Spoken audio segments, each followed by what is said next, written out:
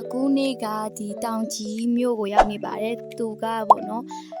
အရန်သိစိတ်ပါတယ်ဘယ်လိုလဲဆိုတော့ဘယ်လောက်ထိသိစိတ်လဲဆို Subscribe my channel, please. ဒီ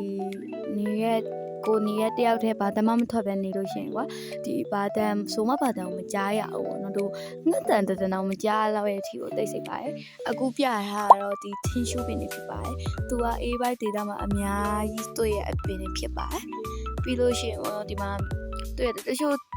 မျိုးထင်းရှူးပင်နေရကြတော့ကွာဒီရိုးတန်ခြေရဲပြီးရင်ဒီပေါ့နော်ဒီရိုးတန်ခြေပြီးမှတက်ရက်တယ်ဒါလေးတွေကကြတော့ရိုးတန်ကပူတယ်ပြီးတော့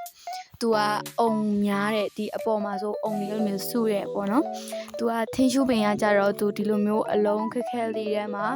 မြက်တွေအဲ့လိုမျိုးပေါက်နေတဲ့ပုံစံမျိုးလာပါတယ်သူကတခိုင်းပေါ့နော်ထင်းရှူးပင်ကသူကအေးပိုင်းဒေသမှာအရန်ပေါ်ပြီးတော့တောင်ကြီးမှာလည်းအရန်အေးရဲ့ဒေသဖြစ်တဲ့အတွက်ကြောင့်မို့ပေါ့နော်ပြီးတော့ဒီမှာဆိုအရန်လှပါတယ်နောက်တစ်နေရာကိုဆက်ပြပေးပါမယ်အခုဆိုလို့ရှိရင်ကွာဒီ ever ပြောတဲ့အတန်တန်ကိုပဲချားရရဟုတ်အဲ့လောက်ထိအရန်သိစိတ်တယ်ပြီးတော့ဒီမှာဆို sunrise ဖြစ်တဲ့ပုံစံကအရန်ကိုမှလှရပေါ့နော်သူကအခုလိုမျိုးပုံစံမျိုးနဲ့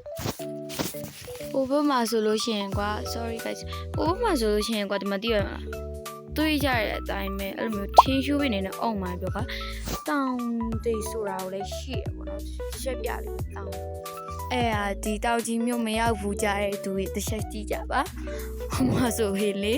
အရင်မှလှရပေါ့နော်ဒါကကင်မရာထဲမှာမို့လို့ကင်မရာတိတ်ပြီး clear မဖြစ်တဲ့အတွက်ကြောင့်မို့ပေါ့တိတ်ရှာအလိုမသိဘူးပေါ့နော်မလှဘူးပေါ့နော်ပြောပါဆိုအပြင်မှာတ